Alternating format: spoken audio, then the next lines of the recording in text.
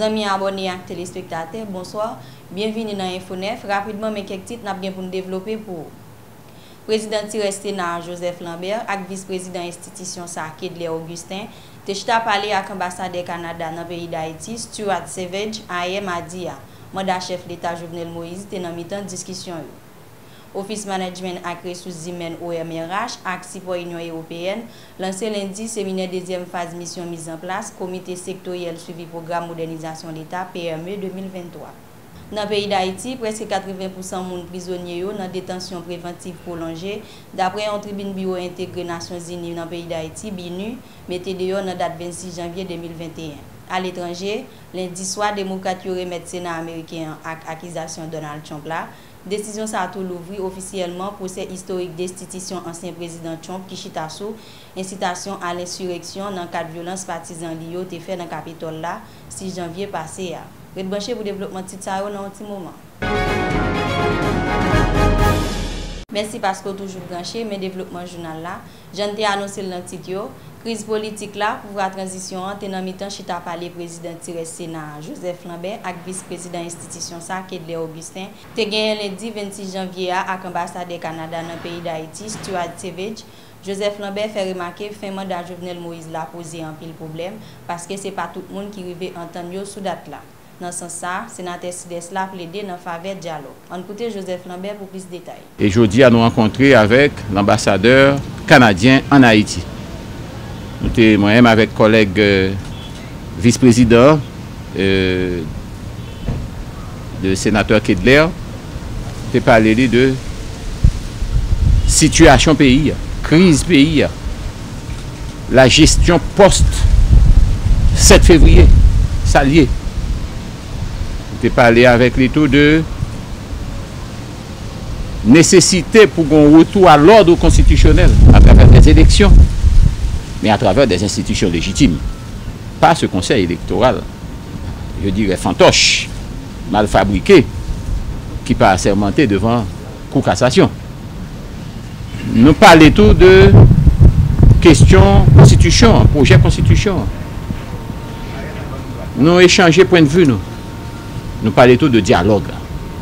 Pas juste du train où ça va, ambiguïté sérieuse sur question article 134.1, 134.2 qui fait problème et qui sont dilemmes. Et je ne dis c'est à travers le dialogue que nous sommes capables d'essayer de garder qui nous capables rapprocher les pôles contraires, rapprocher les tendances contraires et faire de telle sorte que l'on parvienne à un accord politique dans l'intérêt de chaque Haïtien, dans l'intérêt d'Haïti en général. Office Management et Ressources Humaines OMRH, avec pour l'Union Européenne lancé lundi, séminaire deuxième phase mission mise en place, comité sectoriel suivi, programme de modernisation de l'État, PME 2023. Premier ministre haïtien Joseph Jout, c'est lui-même qui est dans tête mission ça, dans le cadre de travail qui a gagné un programme de travail à calendrier prévisionnel atelier, dans mi-temps échange. On écoute Joseph Jout pour plus de détails. L'activité de lancement des comités sectoriels de suivi de ce matin m'offre ainsi l'occasion de souligner l'importance qu'accorde le gouvernement dans la poursuite de la mise en œuvre de PME 2023 et en ma double qualité de ministre de la Planification et de la Coopération externe et de Premier ministre, de noter l'impérative nécessité de respecter l'ensemble des étapes prévues pour sa mise en œuvre. L'implication et l'intégration des acteurs non étatiques dans le processus d'élaboration à côté des acteurs étatiques constitue un facteur innovant et devra consacrer la réussite d'une mise en œuvre intégrée de la réforme et son appropriation par l'ensemble de la société haïtienne.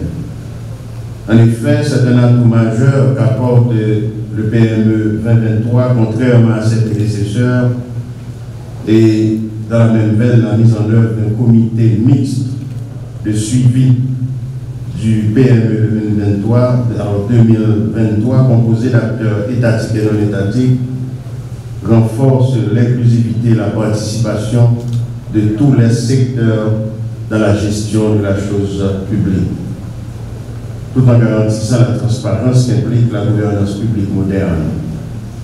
tout doit être mis en œuvre pour continuer à faciliter ce niveau de participation.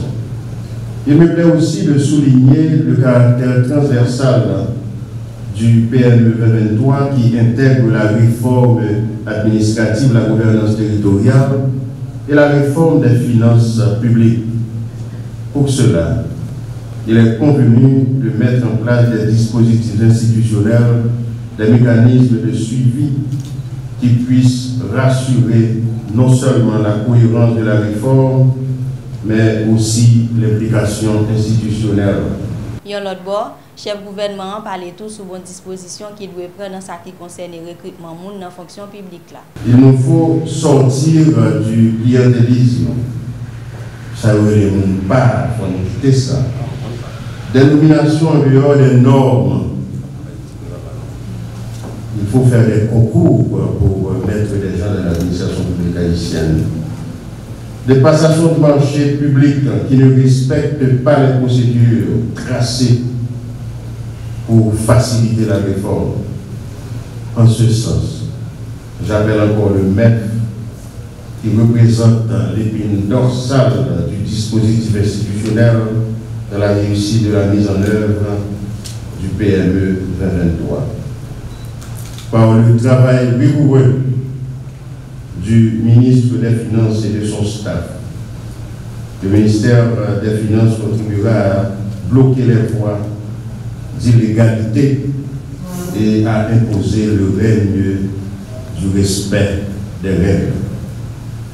Je termine mon mot en remerciant encore une fois le personnel de l'ONRH pour son travail, les ministres et les cadres de l'administration publique, ainsi que les partenaires techniques et financiers, notamment l'Union européenne, qui supportent les activités de ce séminaire pour les multiples efforts déployés afin de faire avancer résolument les actions vers la réalisation des objectifs retenus dans le cadre du PME 2023 au bénéfice de toute la population haïtienne. Bon côté parle, représentant de l'Union européenne dans le pays d'Haïti, Sylvie Tabès, vraiment content pour partenariat ça avec l'État haïtien dans le cadre PME 2023. Monsieur le Premier ministre et ministre de la Planification et de la Coopération externe, Monsieur le ministre de l'Économie et des Finances, Monsieur le coordonnateur général de l'ONRH, Monsieur l'ordonnateur national, Mesdames et Messieurs directeurs généraux et représentants des ministères, Mesdames et Messieurs les directrices et directeurs et coordinateurs de ce programme, distingués participants, j'oublie certainement beaucoup de monde, vous êtes tellement nombreux, c'est un véritable plaisir. Donc, les anglophones, all protocol observed. C'est vraiment pour moi et pour l'Union européenne en Haïti un jour important pour notre partenariat. Aujourd'hui, car comme vous le savez, la réforme de l'État est un pilier stratégique du développement de ce pays et nous sommes vraiment très heureux d'être là, notamment après le lancement du plan de relance économique post-Covid. Nous avons maintenant cet atelier qui s'ouvre et qui va toucher un sujet central de la réforme de l'État et sa modernisation.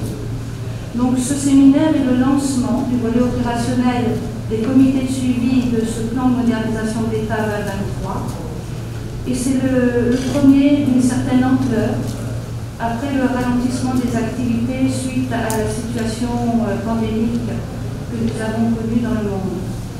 Je me réjouis de vous voir tous respecter d'ailleurs les gestes barrières qui nous sont fortement recommandés.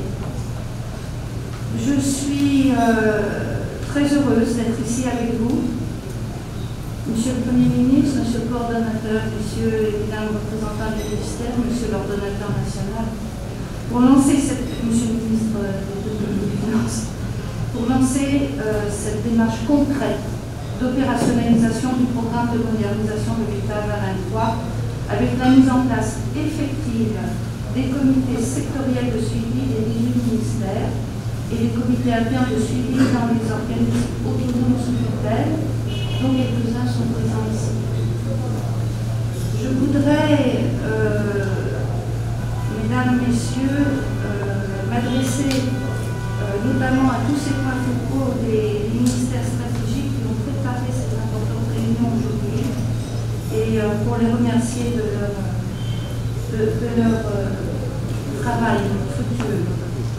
Je souhaiterais aussi vous transmettre toute mon appréciation et mes encouragements à vous tous qui avez fait l'effort de venir lancer ensemble la démarche d'opérationnalisation des comités de suivi. Votre présence atteste de l'engagement de l'État haïtien au plus haut niveau et de l'importance stratégique de la politique de modernisation de l'État pour le développement économique, social et territorial du pays et le bien-être de ses citoyens. Révision plan lit code détention préventive pour l'enjeu ministère justice et sécurité publique là, tenant mi-temps un atelier national bureau intégration Nations Unies dans le pays d'Haïti, BNU, dans tête collée à programme Nations Unies pour développement NUD et puis ministère justice était organisé dans date 11 pour arriver 13 janvier 2021. Atelier ça a été fait dans l'idée pour relancer l'initiative dans le pays d'Haïti dans ce qui concerne les combats de phénomènes ça en dedans pays. D'après Tribune ça, BNU mettait dehors dans date 26 janvier 2021. Actuellement, Haïti fait partie de 10 pays dans le monde côté de détention préventive prolongée à bas des terrains. Institution Nations Unies ça fait remarquer malgré tout effort instances concernées pour combattre le phénomène ça, dans fin l'année 2020, taux de détention préventive prolongée dans le pays d'Haïti presque arrivé 80%. Dans le cadre de respect droit monde, c'est un phénomène qui grave en pile d'après ça BNU indiqué. Dans ce sens, c'est une situation qui préoccupe les acteurs dans la vie politique, la société civile là, et puis communauté internationale là, d'après ça, il y a ajouté. Bon côté parle, BNU avec tout le système Nations Unies dans tête collé avec partenaires techniques et puis financiers Haïti pour mettre, il a continué à appuyer l'effort qu'a fait pour combattre fléau ça, qui remettait en cause droit monde et puis menacer fondement l'état de droit dans le pays d'Haïti.